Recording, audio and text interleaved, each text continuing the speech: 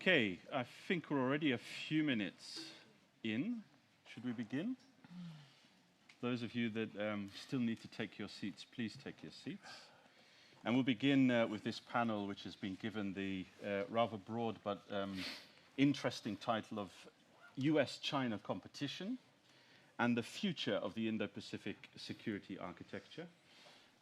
I'm Daniel Fiott, so I'm from CSDS, and I head the Defense and Statecraft program, and it's a great honor and pleasure to be able to moderate this discussion. We have about, well, less than an hour and 15 minutes, and I think we're going to cover a lot of ground and get into a lot of interesting discussions. And before I introduce each of our speakers, maybe by way of a small panel introduction, just to touch upon 4 themes which I think are increasingly important in terms of any discussion about the security architecture in the Indo-Pacific. And I'm sure that each of our speakers will elaborate on some of these points. The first one is, I think, the balance or relationship between economic policy and strategy more generally. So economic considerations of partnerships versus the strategic dimension, which of course includes the diplomatic and military side of things. The second broad theme, I think, is this question of inclusiveness of the architecture versus the effectiveness of it. And in that discussion, I think it's quite important or interesting that we acknowledge individual security frameworks that are emerging, not only the Quad, but also AUKUS. There's a huge list of different bilateral and unilateral structures that speak to this idea of inclusiveness versus effectiveness. I think also there's a third theme or trend that we need to keep in mind, which is also the balance that countries in the Indo-Pacific strike in the context of US-China rivalry between their own national autonomy and how far they're willing or able to engage in cooperation with partners and allies. So this balance between autonomy versus alliances. And in that discussion, I guess we can even touch upon the issue of how far individual states are hedging to a future that they might not necessarily be able to see so clearly. And then I think the final theme or point that we can try and contend with, and that's already been referred to in our conversations over the last day and a half, is also this growing alignment or role between China, Russia, and North Korea, and what impact that's having on the security architecture within the Indo-Pacific. So these are just, I think, 4 broad themes or issues that I would like to help us frame our discussion. And I think there are also some follow-on questions as well for our panel and for the audience to keep in mind. The title says the future of the Indo-Pacific security architecture. So I guess one of the questions as a moderator that I'd like to put there is, what does the future mean actually? Are we talking within the next 1 or 2 years, 5 years, 10 years? And then, as we're in Brussels, also to have some consideration of what our discussions today, what implications that will have for us in Europe as well. We have 3 excellent speakers that have given up their time to be with us today, and thank you to each of them for being with us. Let me introduce them very briefly. To my immediate left, Ambassador Angus Campbell, Australian Ambassador to Belgium, Luxembourg, the EU and NATO, so pretty much everything in Europe. Thanks for joining us today, Ambassador Campbell. Second on my list is Ambassador Saurabh Kumar, who's the Indian Ambassador to Belgium, Luxembourg and the EU. Thank you for being with us. I also know that you were with us at the last iteration, yes. So it's going to be very interesting to hear developments from your end. And then last but certainly not least on my far left, Oriana Skylar Mastro, who's a Centre Fellow and also a Courtesy Assistant Professor at Stanford University, and also the author of a great many interesting papers that us, at least here at CSDS, are constantly devouring. So thanks for being with us. And Ambassador Campbell, I'm going to turn to you first, if I can, to get your, first of all, your reaction to some of the things that I've already said, but also how does Australia see the shaping up, firstly, of US-China competition or rivalry, however you want to frame it, and then secondly, related to that, what's Australia's perspective on the future of the evolution of the security architecture in the region? Thanks very much, and a real pleasure to be invited to speak at CSDS and with my colleagues here. A really interesting topic. Can I just start by acknowledging a couple of the points that were made in the first session earlier today? From an Australian perspective, we do see a deteriorating security environment in the Indo-Pacific region and more generally globally. We're a nation that believes in rules, in relationships, and in being committed to our region, not exclusively to the Indo-Pacific, but focusing on the Indo-Pacific as part of a wider interconnected world in which we're more broadly active. And in that sense, you could say as a national aspiration, a peaceful, stable, prosperous environment is something that we would desire, and I think it's a pretty broadly common aspiration. And in a setting in which no country in our region dominates and no country in our region feels dominated. Now that's an environment in which rules are operating to manage, constrain, to moderate power. We are part of a foundational community that were there at the creation of the United Nations and more broadly at the post-Second World War international system that we understand today and that we understand is under great strain. It was also acknowledged this morning, and I agree with it, that the rate of military development and the rate of nuclear weapon capability development is unprecedented in our region and is of broadly concern to all of the countries of the region. Now, I said peace, stability, prosperity. In a world in which, if it is a rules-based world, the preferences towards the liberal, democratic, rule of law system of recognising the individual and so forth, that's a place that is very, very attractive to Australia, and we would wish to sustain, reinforce and encourage to be, continue to be built upon. But that system is under great strain. And if you look at the question of US-China relations, it has historically, in recent years, been often characterised as a relationship now characterised by competition. Now, there's a lot of cooperation as well, so any simplistic characterisation, I think, is flawed. But as two great powers in the Indo-Pacific, there's competition as well in terms of aspiration and perhaps in terms of the sense of the preferences towards which the international system differs. Australia doesn't see a single view of what is defence and security. And if you're thinking of the idea of how to live in that peaceful, stable, prosperous world, then from a historical perspective, we have been a long ally of the United States, long, strong, consistent and committed ally of the United States. And part of a system which has often been described through the period since the Second World War as a hub and spoke model of security arrangements where you see Washington, Canberra, Washington, Tokyo, Washington, Seoul and so forth, perhaps Washington and other allied partners in the Indo-Pacific. And in terms of hard power, our ally has extraordinary hard power. And that hard power exists both to deter and, if necessary, to defend.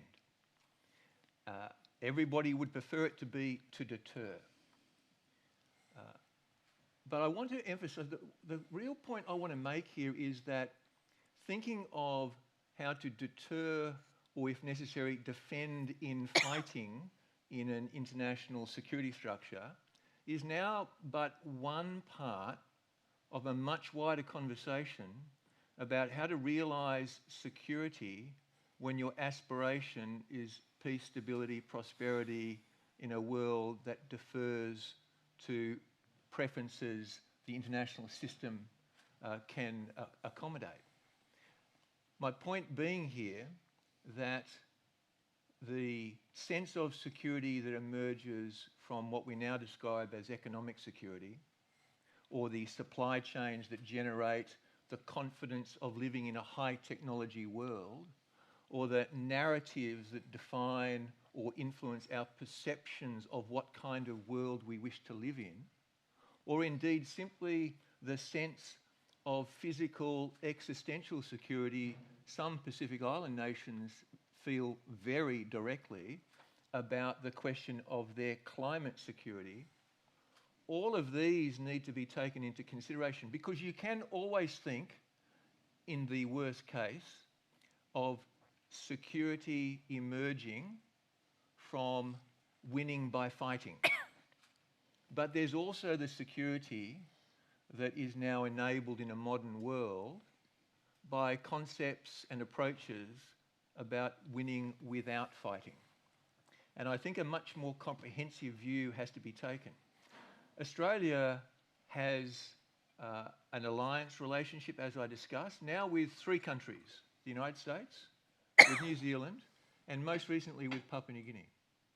But we're also a long member of many international bodies and institutions. I note the United Nations. We're a 50-year member, as a partner member, with ASEAN. We are in the Indian Ocean Rim Association, the East Asia Summit. We're engaged and indeed a foundational contributor to the establishment of APEC, trying to build a mesh of connections and relationships across diplomatic, political, economic, global rules-making institutional, as well as the traditional hard power.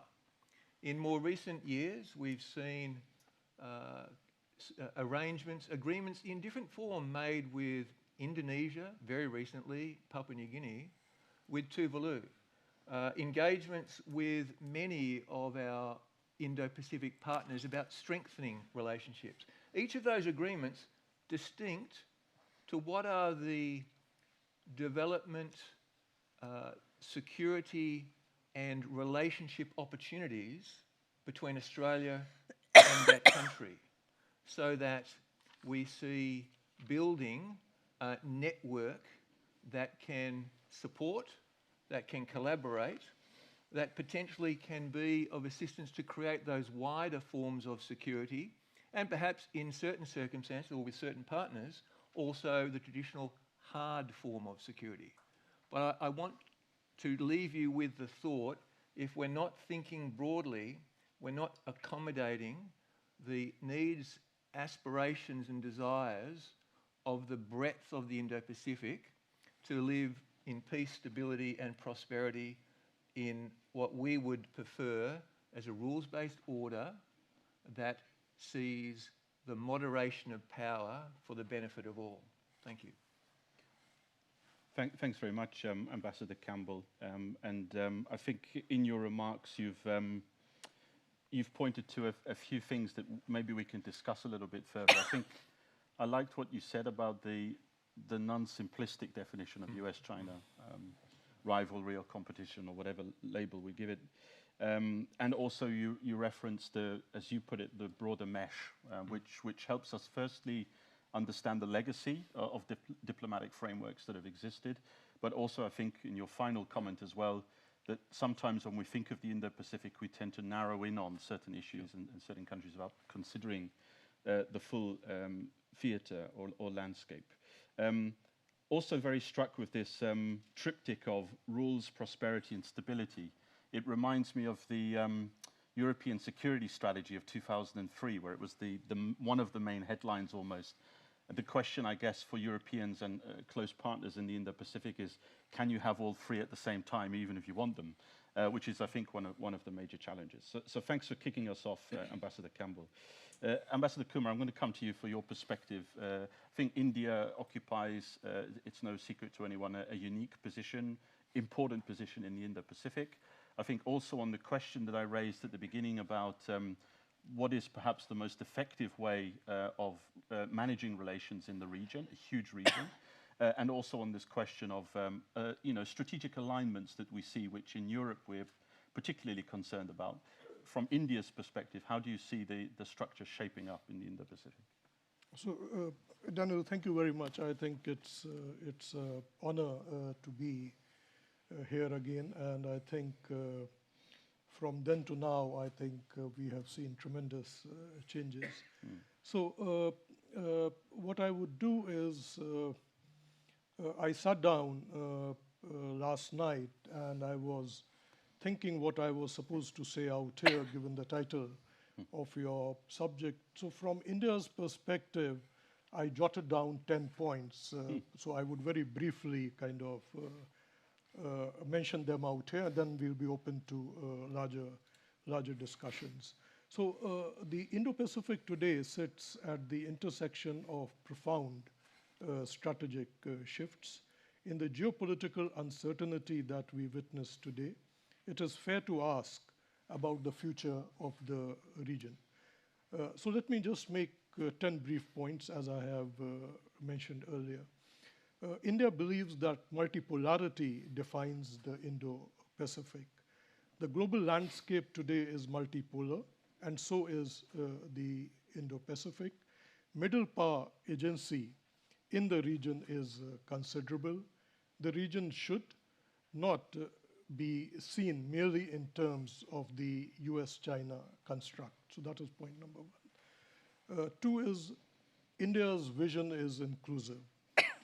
We see the Indo-Pacific as an inclusive, rules-based space where sovereignty, territorial integrity, and freedom of navigation must be upheld. Point number three, China's rise is a fact.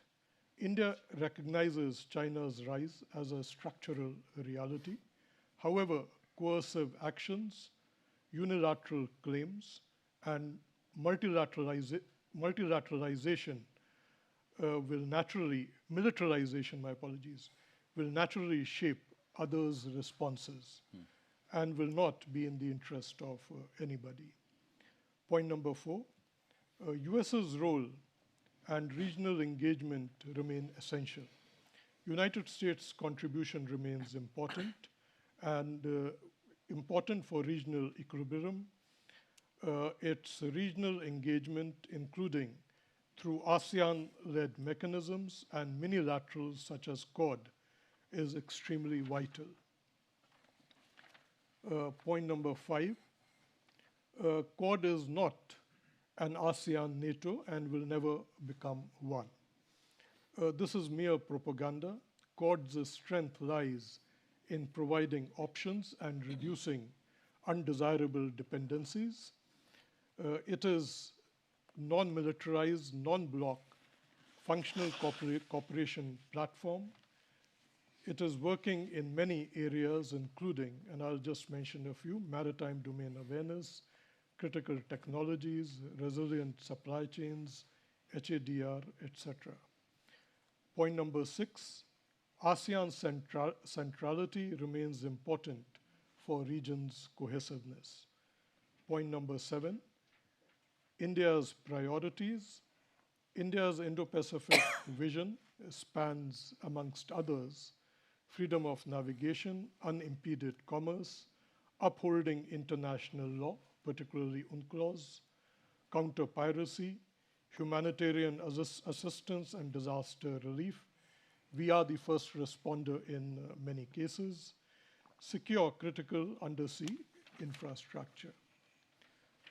Point number 8, India seeks to strengthen cooperation with partners, including EU, Australia, Japan, France, the US, and others. Number 9, diversification of supply chains and markets. Economic security today is a very important element. It is not just about de-risking supply chains, but also diversification of markets and handling overcapacities.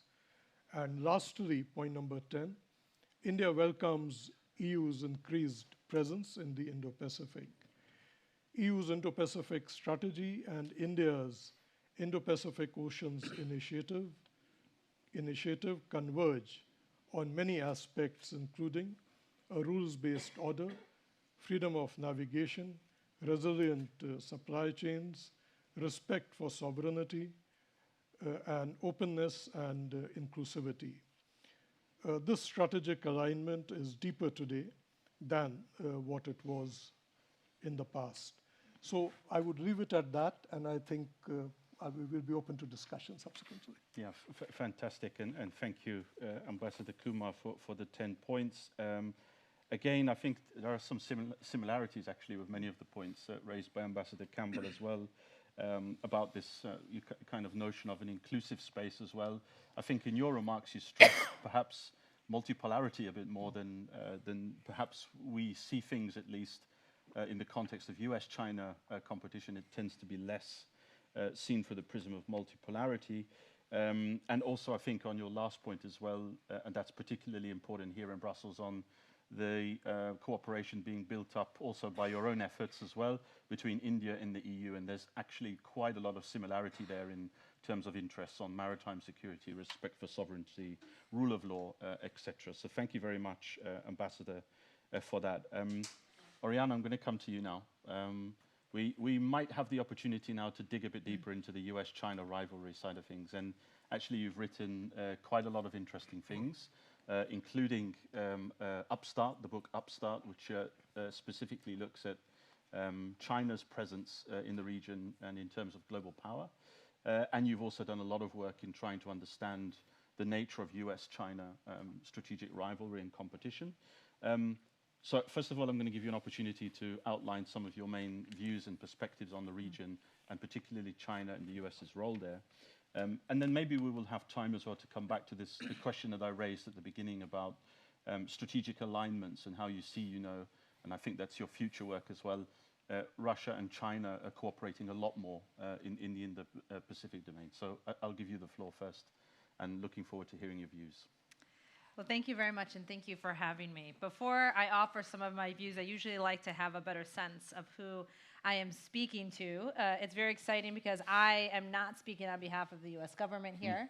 It's very important that I articulate that my views are my own and do not represent those of the U.S. government, the U.S. Department of Defense, or the United States Air Force, which means that, in the United States, we often complain, especially compared to China, that we have no message discipline, that we have these Americans that just run around the world and say what they think about U.S. policy, while our Chinese counterparts, they run around the world and they all say exactly the same thing. So I'm going to make the problem even worse by talking about my own personal views on this issue. But before I do, I just want to see, I'm going to ask you a little bit of a survey here. How many people in this room have been to China? Okay, good amount. And how many people in this room have been to the United States? Okay.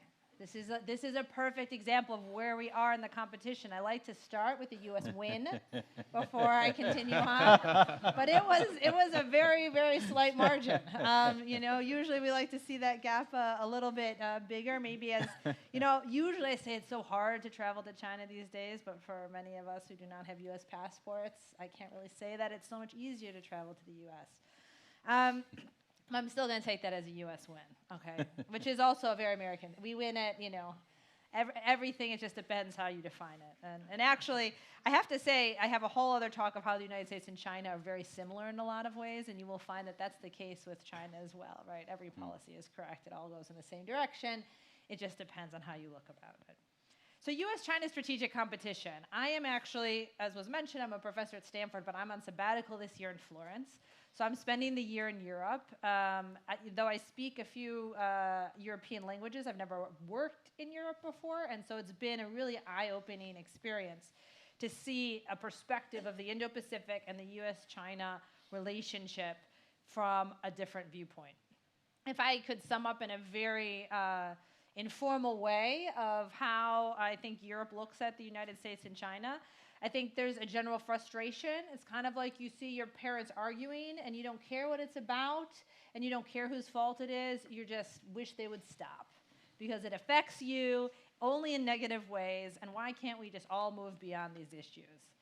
The problem is that US-China strategic competition, in my view, was somewhat inevitable from the beginning, not because of different ideologies. I actually have a very sort of non-ideological point of view on where this competition stems from, but because the United States, largely, when we talked about the rise of China and the view that the rise of China could be peaceful and China could be incorporated into the international system, I think what we all believed, whether we said it out loud or admitted it to ourselves or not, was that the international system is defined by the dominance of the United States.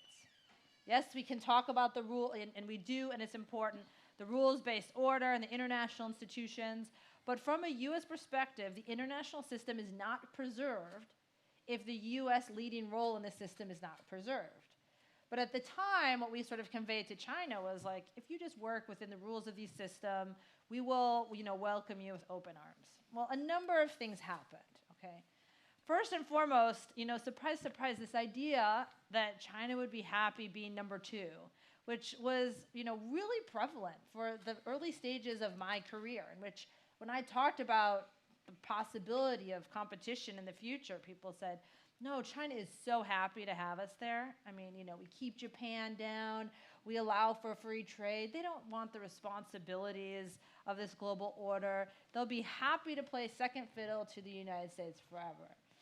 Now, now we have a lot of data, a lot of research to suggest that's not true. I will just say I remember at the time being an undergraduate, hearing this for the first time, going to graduate school, my career and China's rise were kind of parallel. I don't know if that's a correlation or a causation. And I remember as people said, no, China's going to be perfectly happy, and they're going to, they get more powerful, they'll act the exact same way. And meanwhile, I was at home and I was like, when I get tenure, oh man, like that person's done, that person's done. Like waiting for the moment where, as I became, more prominent in my field and everyone said, oh yes, you've done all these things. We told you, follow these rules. And yes, they're not fair. But we told you, if you follow these rules and you achieve these milestones, we will welcome you into these communities. And then, oh, the goalposts keep changing. So as those goalposts changed, China became increasingly frustrated. So the first thing I like to say, and for many of you who have have read my work and the fact that I serve my government in another capacity, I'm an unapologetic patriot of the United States. But I think we have to get this competition right. And the first point to start is, China's viewpoint of what they want in the world is understandable. It's just, it doesn't work well for the United States and its allies. But it's not some sort of like evil perspective. The Chinese now have more power, and they feel like because they have more power, countries need to accommodate their interests. And I won't go through all the territorial disputes, but I can very easily see the Chinese viewpoint, cover your ears, on the Sino-Indian border. I wrote all about that in the 50s. I can see China's viewpoints on the Senkakus. I have a whole talk about how Taiwan is China's. But then in the last minute, I sort of conclude by saying, I understand why, but you still can't have it, right? That's not the way things work anymore. You can't just decide that you're going to dominate these populations, you're going to dominate these areas of the world. While we can make an argument of why the Chinese feel the way that they do about these various issues, and that, as they would say, if you're going to benefit from China, of which economically most countries are benefiting significantly from China's economic rise, that means that then you have to do what China says. Now, in studying the rise of China, and I'll give a few of my sort of viewpoints from the book, but I still go to Beijing, and I still engage with my Chinese counterparts. And one of the most interesting conversations I had in Beijing maybe 2 years ago is we were talking about the rise of China. And I talk about this in my book. They have studied and studied and studied how countries successfully rise. And in the book, I argue that instead of emulating the United States and doing exactly what the United States has done, they also pursue more entrepreneurial pathways. And this is not a Chinese thing. This is a successful rising power thing, right? The United States was extremely entrepreneurial about creating new sources of power, whether it be soft power, institutional power. The United States didn't create a colonial empire after World War II. Instead, it decided that it could stay in its position and exercise power more efficiently through international institutions and global power projection. China has come to a similar conclusion. So they do things differently from the United States because they have different competitive advantages. Sometimes they have a second mover disadvantage. Alliances are a perfect aspect of this. The Chinese will discuss endlessly, and we can get into China and Russia of like, well, if we had done the alliance thing, you know, the United States took all the good allies. You know, who are we? Who are we? We got to deal with the North Koreans. I mean, that's not great. And so they wanted to be friends with everybody, right? And so they were very entrepreneurial about how they did this. But the Chinese perspective then, that because they're powerful, the world has to accommodate their interests, and if you benefit economically from China, it means you have to care about these things. You can see from the Chinese standpoint why it's very frustrating. Now, the problem from the U.S. standpoint and from allies and partners, I would say, and this goes to some of the previous remarks, is a lot of what China wants is what they told me at that meeting. Their view of a great power is a country that can do whatever it wants to do and no one has anything to say about it. Now, just as a side note, as an American who has lived overseas a lot, it seems to me that the definition of a great power is that regardless of what that country does, everyone has an opinion about it, right? I hear endlessly. I find myself in Europe being like, especially now during the Trump administration, it's very hard to be like, well, you know, we're not so bad, but also, yeah, I mean, yeah, that was bad, but like that's just like an anomaly. It's not really representing who we are as a country. It's a tough thing. And so the Chinese, while they study the rise of a country, when I ask them, how do you think a country stays number one? Silence. Now, I got my PhD at Princeton. I don't know how long it took for me to tell you that. 5 minutes. Usually it's something I come right out of the gate with. But I got my PhD at Princeton, and I studied there with people like John Eichenberry and Bob Cohen. So I'd be remiss if I didn't articulate that at least I've been taught that restraint is a really important component of how a country stays a great power and how the United States has stayed in its position as long as it has. And that is something that China has not learned. So for the United States and China, when we enter this phase of competition, one of the things I have to articulate is people are frustrated. They think maybe U.S. policy has provoked this. You know, could we have avoided this? China and the United States have conflicting interests, in particular in the Indo-Pacific. There's no way around that. These do not stem from ideology. They do not even stem largely from different domestic political systems. They stem from the fact that China wants to be dominant in Asia and to achieve its goals and needs the United States, and in particular the U.S. military, out. Meanwhile, after World War II, the viewpoint in the United States is that peace and security is dependent on U.S. ability to project power all over the globe. And without that ability, deterrence fails and conflict reigns. And so as long as those things remain true, the best that we can hope for is a competition, you know, that is managed and that ultimately ends with the United States maintaining its dominance in the system. Now, I'll just conclude with a few, to get the conversation going. I also like that I see a lot of young people in the room. People, I mean, now I used to be like now even younger than me, if you can imagine. And the thing that always frustrates me about the U.S.-China competition is I used to hear a lot from older generation scholars on China. They used to say things to me like, our generation was just so good at diplomacy, you know, like you guys, you're not good at this anymore. Back in the day, we could do this. And my view was always like, China had to do whatever you wanted in the 80s and 90s. Like, that wasn't really diplomacy. That was more power dynamics. But when I study Europe and the Cold War, I just want to throw out a few things, because this is not my area of expertise, but I'm here, I'm reading about the history, and the more I read about it, the more I think that, like, the Cold War, those strategists, they had it easy. The Cold War was a lot easier, and the Soviets were a lot easier to deal with than what we currently face with China.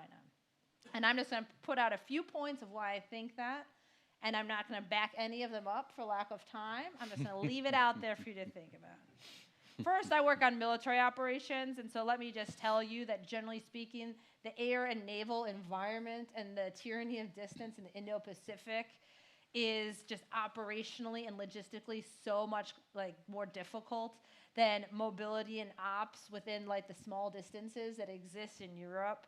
And it's very hard to demonstrate a credibility of a willingness to defend when tripwires do not exist.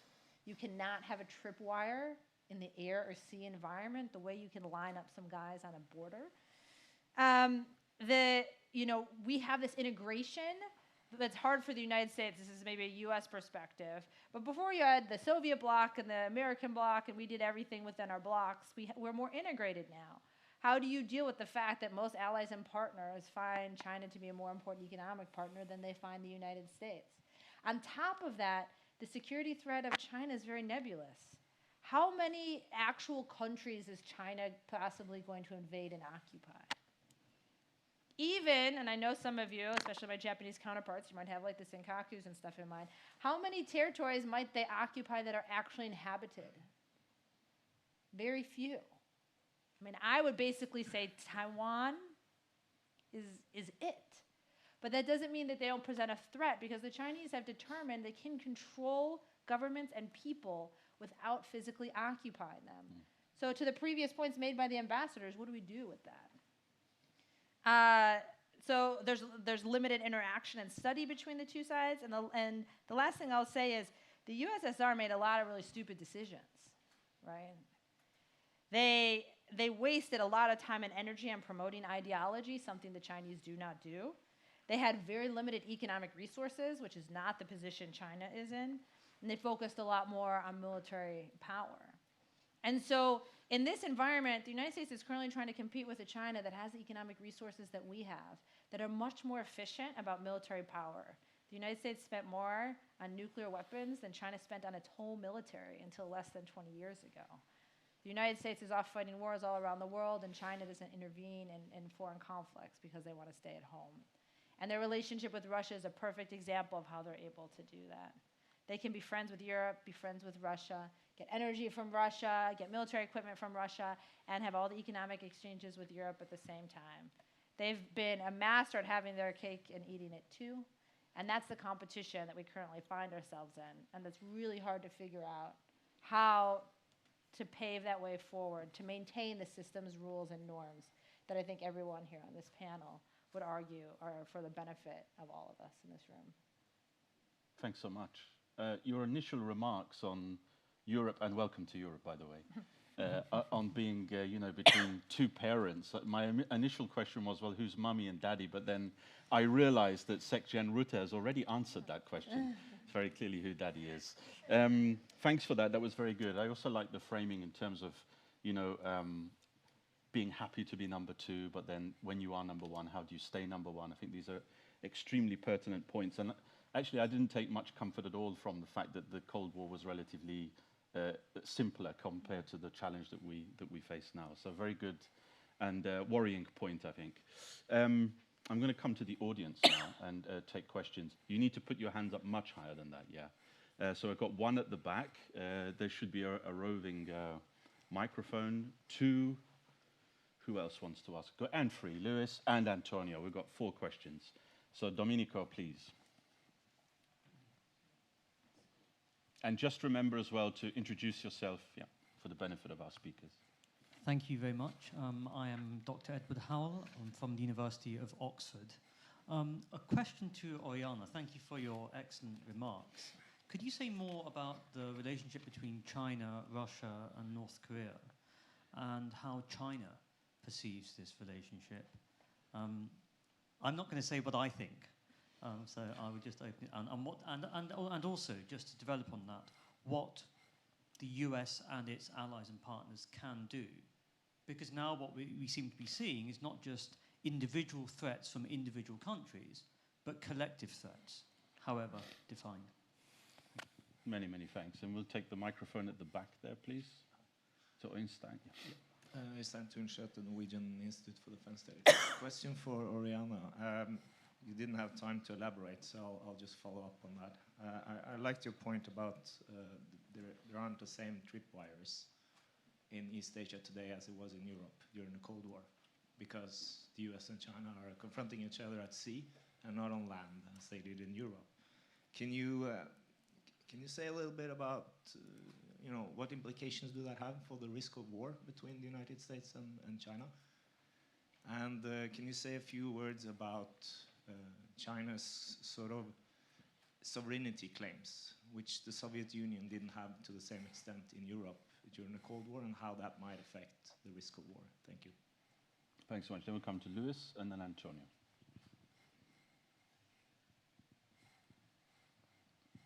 Thank you. So I have two questions. One, for the first one, for the whole panel, because sort of following up on some of the points that you made, because it seems to me that there were alternative perspectives on what the strategic objectives are, and I think the two ambassadors sort of laid out very clearly the position, if I understood it correctly.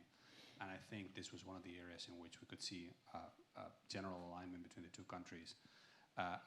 On the need to prevent dominance, anyone from dominating the region, right? Oriana, you talked about the US preserving dominance, but we are now seeing a lot of concepts emanating out of the United States, particularly the turn towards deterrence by denial and hellscape and all these concepts in the first island chain, which seem to me more geared towards preventing Chinese dominance rather than preserving US dominance, particularly local dominance within the first island chain. So I'm wondering if we can get a better sense of what the actual, from a geopolitical, from a strategic and military perspective, what the if we're on the same page in terms of what the strategy is. Is it to preserve U.S. and allied dominance, militarily speaking, or is it to prevent, or has that ship already sailed, and is this about preventing Chinese dominance and recognizing that they have been building up a stronger and stronger position? And you have people at the Department of Defense/War now sort of saying that.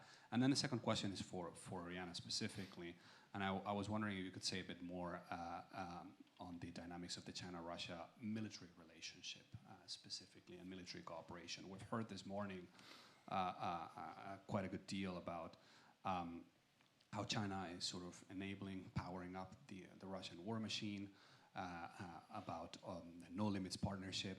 But you've written quite a bit about the limits, particularly when it comes to military cooperation on issues such as command and control, that distinguishes that relationship from other alliances that do cooperate in key areas such as command and control. So I was wondering if you could elaborate a bit more on that, on the limits of the partnership, and also touching on the differences between how that partnership plays out in the Indo-Pacific and European regions, which is something that you've also discussed. Thank you.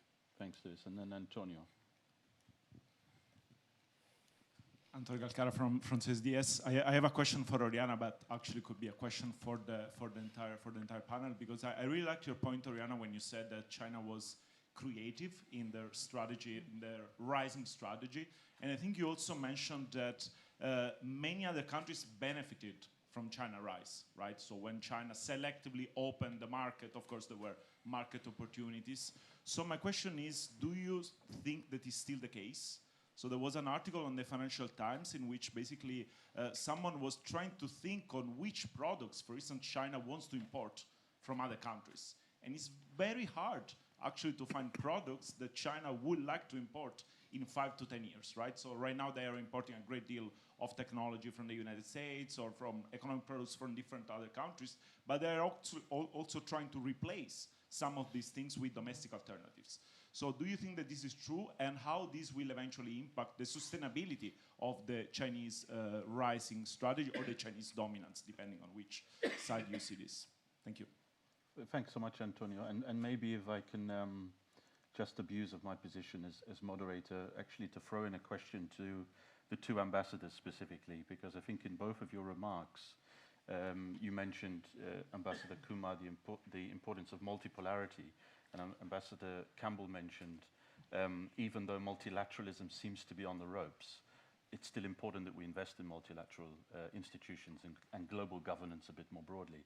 So I want to push you on this idea of, if it really is on the ropes, what can you do to support multilateralism and the UN system in particular, when you have both the US and the China not necessarily investing at all in such frameworks. So maybe, Oriana, there was a lot on the table for you. I don't know if you want a bit more time to digest, or do you want to go first? I'm happy to Yeah, okay, dive I'll go in. in reverse I order then. appreciate all the questions, I often find myself telling my children, other people actually care what mom has to say. So I always like to have some real concrete examples of that when I get home. So in the China-Russia DPRK relationship, this goes back to one of the main arguments I was making in my book about how emulation is not really the best pathway.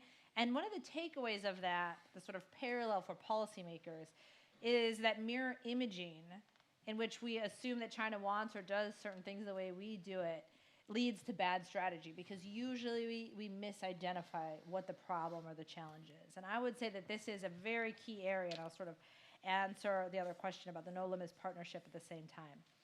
China and Russia do not have an alliance the way that the United States has an alliance with its allies and partners. But that does not mean that it's not a significant development in the international system for security. In particular, great powers do not align with each other the way they align with middle powers or secondary powers.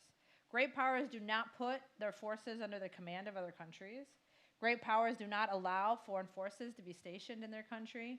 Great powers tend not to have defense pacts, because the definition of a great power is you can defend yourself, right? So even a lot of U.S. alliance arrangements can be more one-sided than the other way.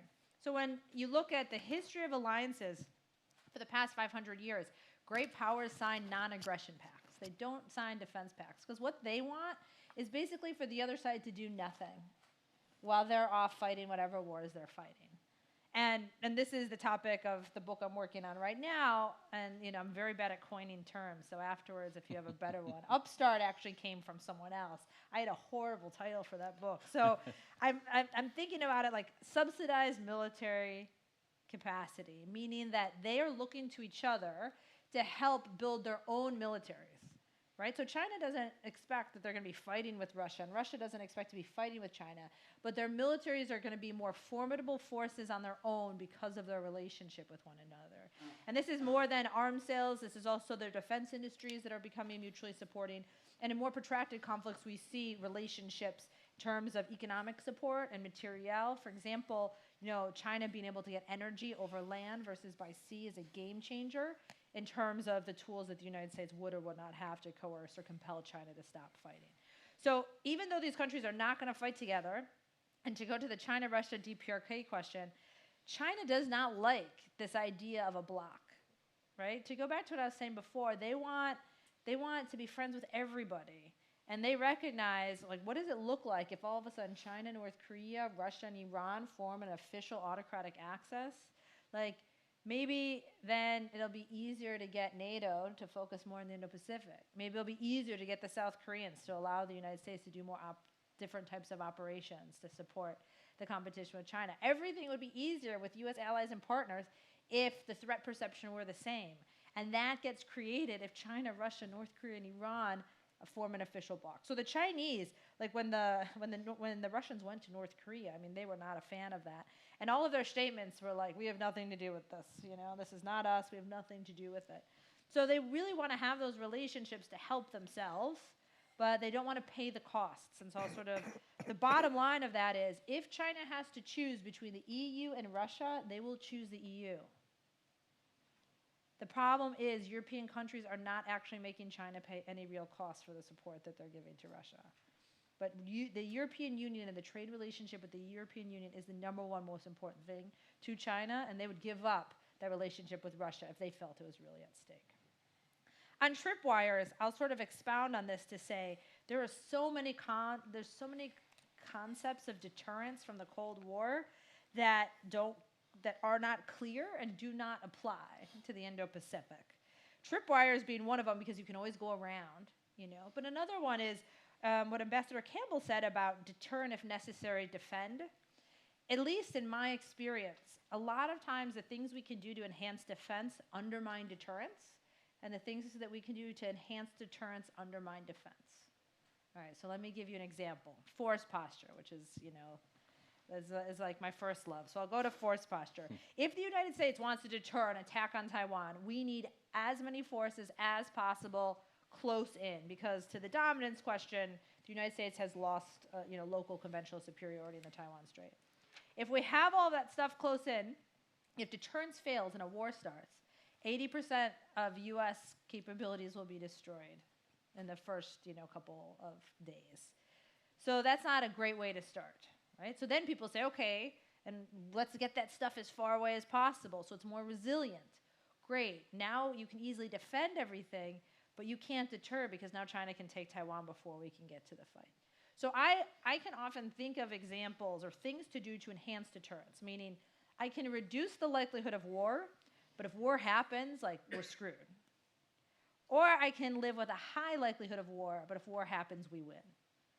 I have a very hard time coming up with strategies and operational concepts that can deter and defend at the same time. Nukes are also not deterring us. This goes back to the Cold War thing. For better or for worse, US planners, Chinese planners, we think we can fight a high-intensity, multi-year war against each other without escalating to the nuclear level. Can we? Who knows? But I'll leave it to you to decide. It's not enough to get these two countries to not consider fighting each other. And the last one I'll say is about provocation. We have no definition of provocation, no understanding of it, but there's this constant view of okay, how do we deter China? And then if I provide a viewpoint, the response is, well, then how do I know that won't start the war? I would even argue that some of our discussions with allies and partners is that we have different views of what deters and what provokes. But where do those come from? Why do we think oh, I hit command and control, that's really provocative, but I hit this island that's not provocative? They're kind of random and don't really have a firm empirical or theoretical basis. I think the last one's on the countries benefiting. So this is a great question. I think it's, the economics was always a means to an end for China. People misunderstood it. They were like, oh, if they just have 7% growth, that's all they care about. But from the 90s, they were very clear that the economic power was a basis for the political and the military power. And so wanting to be independent, sanctions proofing, themselves, how is that going to impact the trade relationships? I'm not sure. I have a broader question, because now I'm just asking you questions, Antonio. I don't know the answers to these. I just started an article recently that I'm trying to write as a thought exercise to myself, and this goes to the question of multilateral institutions. Do developing countries matter? Because it seems like China has decided they very much do, right? Xi Jinping's global development initiatives. Xi Jinping wants to be the leader of the developing world. China has really close relations in Africa, other places. It seems like the United States has decided they don't, right? USAID, what was that? It's gone. We're just going to focus on certain strategic partners and ignore everyone else. And I'm just really curious, who is right? And when I look at the Cold War analogies, sometimes I'm it seemed like the developing world was a really important sort of battleground for competition. But then you're but should it have been? Maybe if we had just let some of those battles go, then we would have been better off. So I don't know. But it seems like at least the United States has no strategy towards the developing world. And that's not a Trump-era thing. That's decades that the United States hasn't really focused there, while China has been intently focused on the developing world. And so I think that the economic relationships is an important component of that, and maybe it's more of a raw materials, finished goods type of thing that happens in the end, or technology transfer as we move into more high-end value-added production chains for the Chinese. But there is an answer to that question, and to me that seems to be very important for the strategic competition. I just don't know what the answer is. Yeah, it's a good question. Antonio's moderating the next session, so I'm sure he'll have one or two things extra to say on that as well. Ambassador Kumar, please. No, I think I'm provoked by what Oriana said, and it's true. There was a competition in the past, and the developing countries were the battleground. But there was a position which India had adopted, which was not to lend itself to be a part of that battleground. So in a sense, it is déjà vu in a different context. Multilateralism has to be there. I mean, I do not see, today, if it is the United States as the dominant power, and let's say United States is the dominant power in a nice kind of a way, which again today is questionable. But if you do not have multilateralism, where are you headed? if you have a dominant power which chooses to lay down policies, global policies, which are not in the larger interest, I think it's... So I do not see, the short point is I do not see an alternative to multilateralism. Multipolarity, I think, is important, as I said, and I think, Professor, your answer about, whether, you pose the question about China and the US, whether we want to contain China or, we want to US to be, I think the answer there is that, it is multipolarity which is in play. The US on its own perhaps does not have the capacity to do all it would have done in the past today. And China hasn't reached that point yet. So multipolarity becomes important, multilateralism is important, and we have many countries in the world which would like to have a space of their own rather than being aligned to one bloc or the other bloc. In all our discussions, very in conversations, often the term alliance is used. We are very careful and we are very prompt in correcting it that, it is partnerships we believe in, and it is not. Let me very briefly, I think, just touch upon a few other things. And, my perspective and engagement starts from 1989 when I went to China. Economic development was the path which the Chinese had taken. Chinese membership of the WTO, I think, is a debatable thing in terms of whether China was a market economy or not, and what it contributed to as far as the rest of the world is concerned and China is concerned. You talked about restraint, and there was very much restraint. I think we know Deng Xiaoping's famous saying, but it was down the line that restraint was kind of thrown away. There was, at one point of time, a lot of study which the Chinese undertook as to why the Soviet Union disintegrated. And the corollary of that was that how China, reaches a dominant position.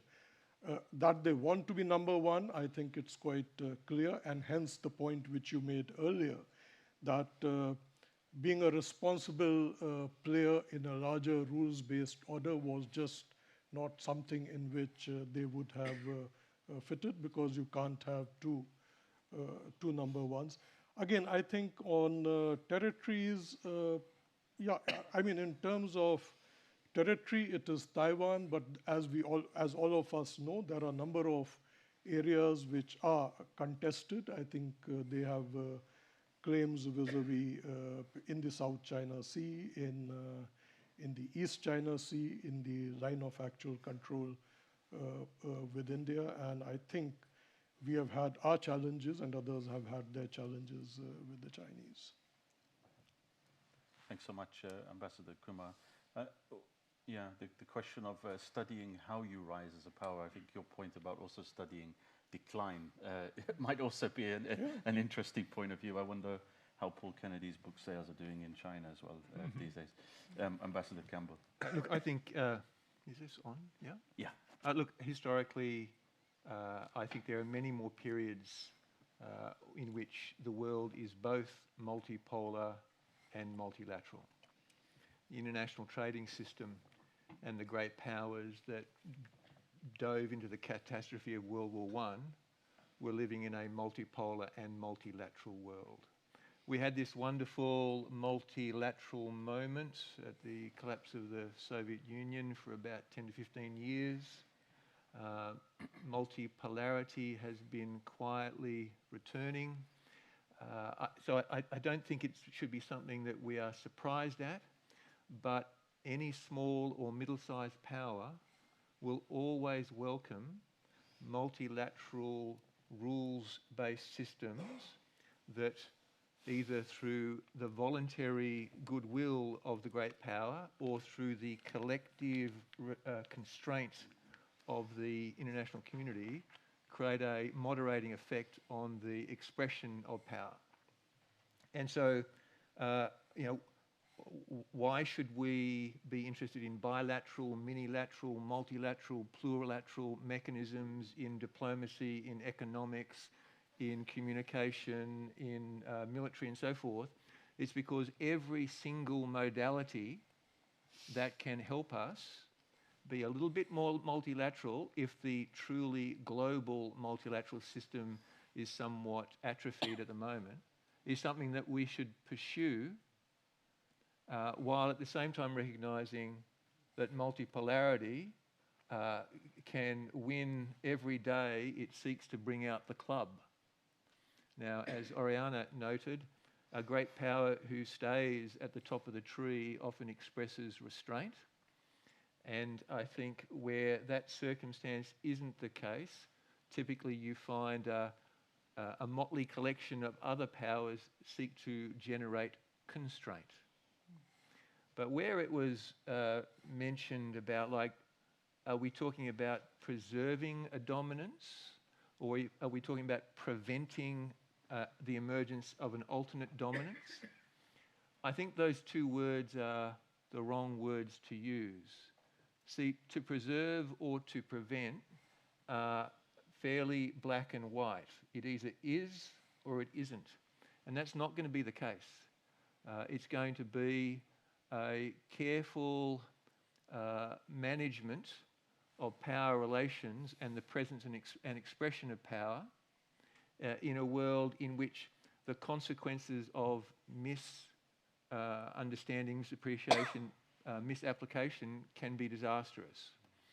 So I want to go back, Oriana, and say, I'm not convinced of your Cold War world of simplicity, and I'll offer this reason.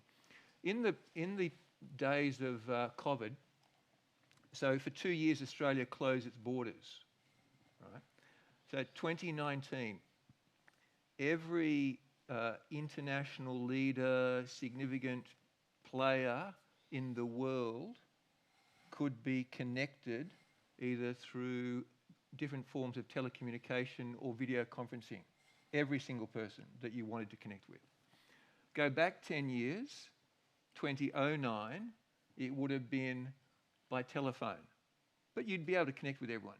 Go back 10 years, 1999, if you were lucky, it was a scratchy, time-delayed, single telephone line that would drop out. Go back before 1999, and you're living in the world that we now would regard as the communications dark ages.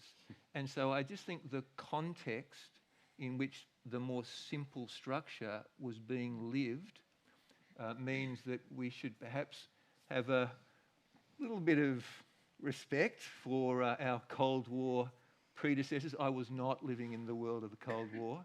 I was a young platoon commander back then, and all those things were way beyond me. But I think today's world is complex, and we're living through it rather than reflecting upon it. The challenge for us is to work a sensible way that accommodates enough for everybody for this planet to get along. Thanks so much for that. We have about 5 minutes left, so instead of going to the floor and asking for more questions, I'm going to try and answer my own question from the very beginning, which was how we even define the future, right? So as we're sitting here, we're in the 4th Brussels Indo-Pacific Dialogue. Next year, God willing, we'll have the 5th one.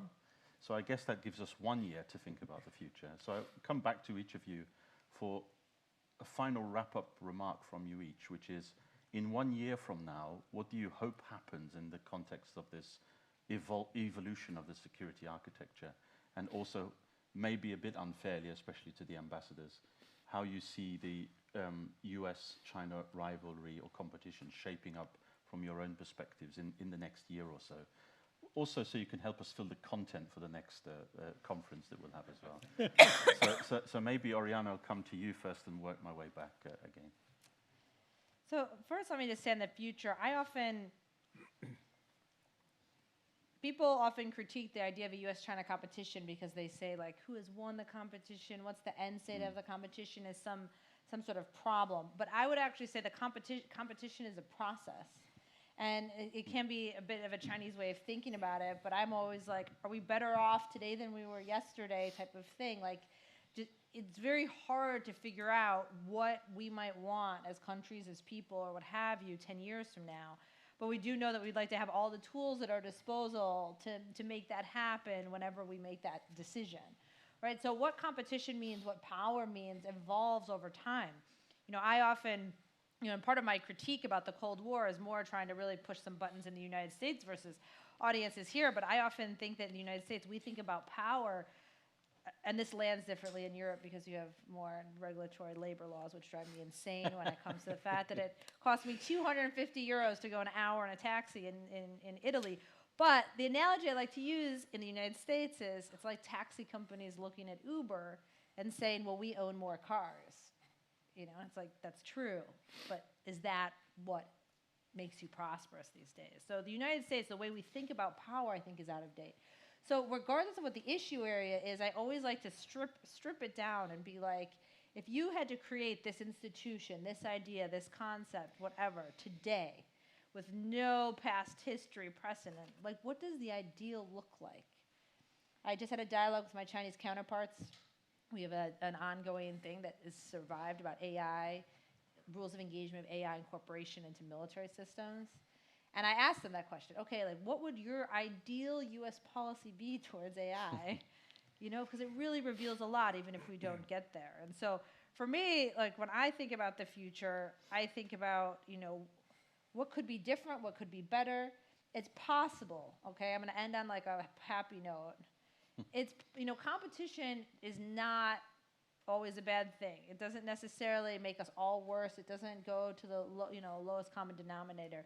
Theoretically, it's just as possible that China and the United States compete with each other to be the most multilateral, the most responsible, the best partner to all countries in the world. That's not where we are, but that is a possibility, right? So when I think about the future, I'd like to think about a reconception of what this competition looks like. So instead of, one kind of hurting the other and trying to get to where we're going, we're all kind of better off, right? Is this COVID hit? Are you the type of person that sat on the couch for 2 years and then, you're like, worse shape than you were before? Are you the type of person that was like, I got to get out of my house or I'm going to go crazy? And so you were in the best shape of your life. It could be either. Right now, we're making decisions in both capitals and a lot of capitals that have made it more negative. But I still have some hope, that something could change, drastic in China and the United States that makes us reconceptualize our roles in the world and therefore allows us to, as the ambassador said, be more, accommodate the other's interests without having to put in jeopardy our own. Thanks so much, Oriana. Ambassador Kumar. Yeah, very difficult to say in precise terms where we would be after 1 year. I think it would be a good guess to say that US-China competition would go on. I think what would others need to do is that we spoke about multilateral institutions to see if we could have a reformation of the multilateral institutions. I think that is hugely important. The institutions reflect the world as it was after the First World War. That is one of the reasons why they are in a state in which they are. So if multilateralism, gets going, I think that would be a hugely positive thing. And again, I'll come back to we would be in a state where US is perhaps US would not have the power at its command as it had in the past. China is not there, it does not have. So the middle powers again have an important role to play, which they would be playing. And what we are seeing happening is, relationships being built, relationships being strengthened in these middle powers so that they can play a more active role given the global scenario which we face. I think this is my Thank you for that. Thank you. And last words, Ambassador Campbell. Thanks. Look, I'm going to start from a ruthlessly self-interested Australian perspective and say by this conference next year, I'd like to have a free trade agreement with the European Union. Amen. I'd like to have a security and defence partnership with the European Union.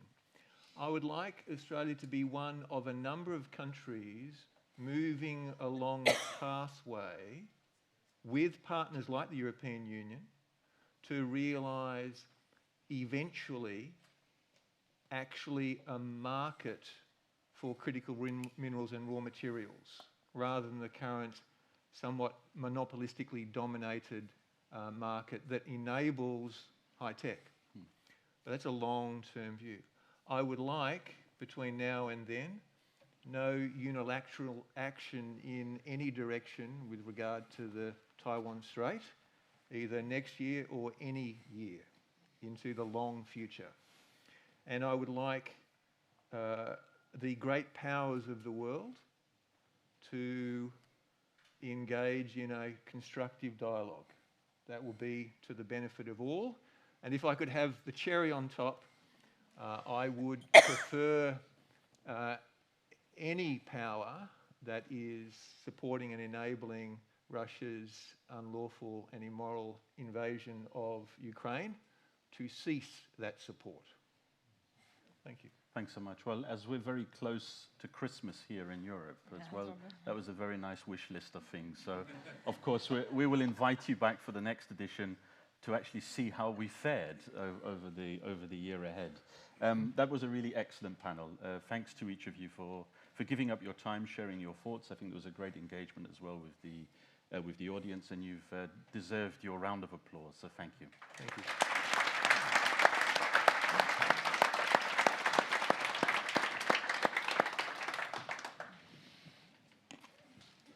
Thanks very much.